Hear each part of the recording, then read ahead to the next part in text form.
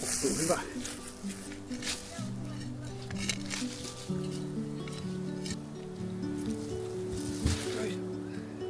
Oho. Nyt löytyy. Mielettömät kuolaimet.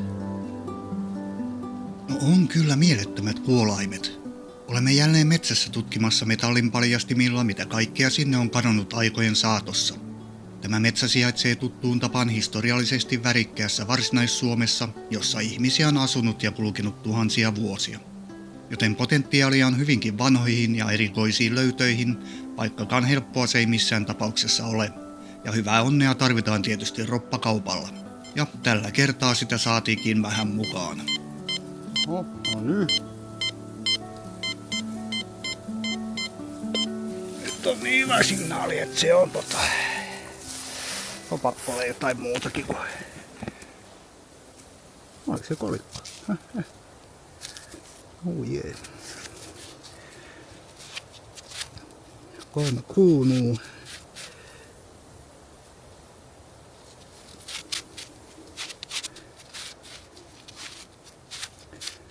No, 1600-luvulla.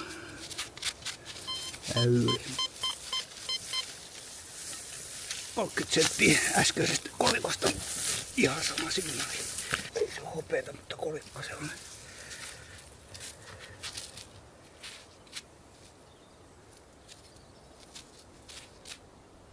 Ei.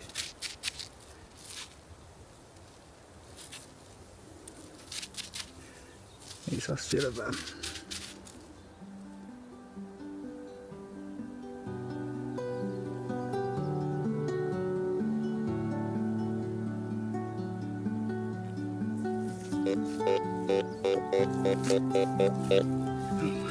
Rauta alkaa päivän viimeisiä kaivuuta. Aika hämärää olemaan.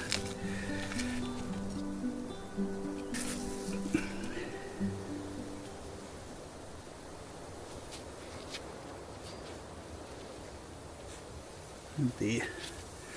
Salmiakin muotoinen.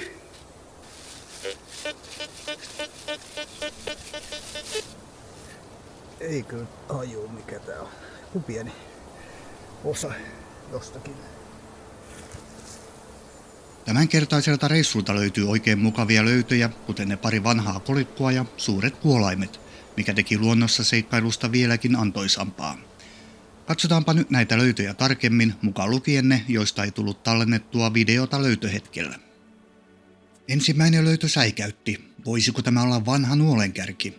Varsinkin heti kuopasta nostettuna kärjen muoto vaikutti hieman leveämmältä ruosteen ja mullan vuoksi. Melko pian kuitenkin kävi selväksi, että kyseessä oli vanhan pampusauvan kärki, ehkä noin 100 vuoden takaa.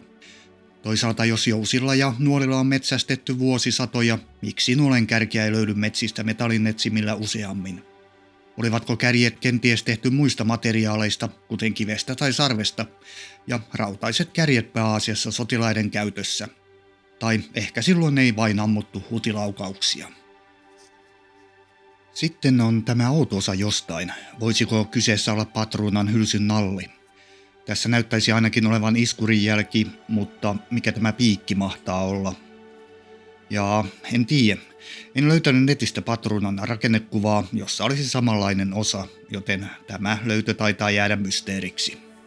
Taaskin löytyy suurikokoisia nauloja, jotka saattaisivat olla veneniittejä sekä tämä niitin kantaosa.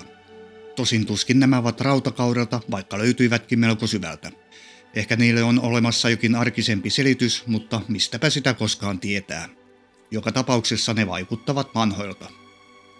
Tämä pieni puukko oli juurien alla hankalasti saavutettavissa ja sen kaivaminen esiin vei melkoisesti aikaa. Ilmeisesti osa terän kärkeä jäi edelleen juurakon alle, sillä siitä näyttää puuttuvan selvästi pala. Mitään puukon heloja tai vastaavia ei kuopasta löytynyt, joten kyseessä lienee paikallisen sepän valmistama työväline, jossa terä on kiinnitetty suoraan puukahvaan. Ajoituksena voisi olla 1800-1900-luvun vaihde. Mutta jos tämä on puukko, niin mikä tämä sitten on? No, eihän tämä puukko ole, eikä osa miekkaakaan, vaikka ensivilkaisu kuopassa hiukan miekan terää muistuttikin. Terän kaareva muoto toi mieleen viikatteen tai sirpin, mutta ruoto eli varteen kiinnittyvä osa jatkuu tässä terän suuntaisesti, toisin kuin viikatteessa tai sirpissä, jossa ruoto kääntyy noin 90 astetta terän suunnasta. Oikeastaan ainoaksi vaihtoehdoksi jää päästään katkennut vesuri, samanlainen kuin tässä Kansallismuseon kuvassa. Vesurin ajoitusta ei kuvasta löytynyt, mutta se vaikuttaa olevan 1900-luvun alkupuolen työkalu, vaikka itse valmistus voi olla peräisin jo 1800-luvulta. Sama pätee siis tähän löytyneeseen vesuriinkin. Sitten päästäänkin tähän valtavan kokoiseen kuolaimeen. On tämä kyllä iso. Olen löytänyt aiemmin joitakin kuolaimien osia, mutta ne ovat olleet paljon pienempiä. Tämän kokoisia kuolaimia tuskin on käytetty ratsuhevosilla, vaan tämä vaikuttaa selvästi vahvan ja ison työhevosen kuolaimelta, joka on jostain syystä jäänyt metsään, todennäköisesti metsätöiden yhteydessä. Vanhojen ilmakuvien perusteella kyseisessä metsässä on kaadettu puita 30-40-luvuilla, ja tämä kuolain saattaa hyvinkin ajoittua tuohon aikakauteen. Nämä kolikot löytyivät vierekkäin noin 30 senttimetrin etäisyydeltä toisistaan. Tämän ikäiset metsästä löydetyt kolikot ovat varsin harvinaisia. Toinen on selvästi 1600-luvun äyri, mutta toisesta on vaikea saada selvää. Arvelisin kuitenkin, että molemmat ovat samanlaisia kolikoita, ja kuten näkyy, pintakerros alkaa rapistua pois, vaikka toinen kolikko näyttikin löytöhetkellä melko hyväkuntoiselta. Aion rapsuttaa loputkin kerrostumat pinnalta pois ja katsoa, miltä kolikot sen jälkeen näyttävät. No joo, vuosiluku saatiin ainakin selville. Tämän kolikon lyöntivuosi on 1672. Loppujen lopuksi se on ihan kohtuullisessa kunnossa. Tästä toisesta kolikosta ei saa muuta selvää kuin sen, että kyseessä on samanlainen ja samalta aikakaudelta peräisin oleva kolikko. Näiden yhteenlaskettu arvo on siis 2/6 äyriä, ja jos joku miettii, mitä tällä summalla sai 1600-luvulla, kyseessä oli hyvin pieni summa. Ehkä sillä sai ostettua palan leipää, mutta ei voita sen päälle. Viimeisenä ehkä mielenkiintoisimpana löytönä on tämä vanha 22 kaliberin pyssy, joka löytyy suuren kiven vierestä. Kiven toiselta puolelta löytyy myös iskurin näköinen esine. Vaikka en itse tehnyt tätä löytyä, oli jännittävää olla mukana paikan päällä. Olen haaveillut harrastuksen alusta asti löytäväni vanhan tuliaseen ja nyt pääsin hyvin lähelle sitä. Tämä vaikuttaa kuitenkin olevan starttipistooli, sillä piipun päällä on turvallisuussyistä aukko ruutikaasuja varten. Pyssyn ajoitus on selkeästi 1900-luvun alkupuolelle. Tämä on silti hieno löytö, vaikka se ampuukin vain paukkupatruunoita.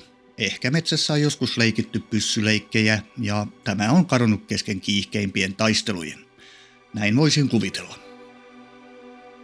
Siinä olivatkin tämän reissun mielenkiintoisimmat löydöt, ja niiden perusteella voi ajatella, että alueella on liikkunut ihmisiä melko aktiivisesti ainakin 1600-luvulta lähtien.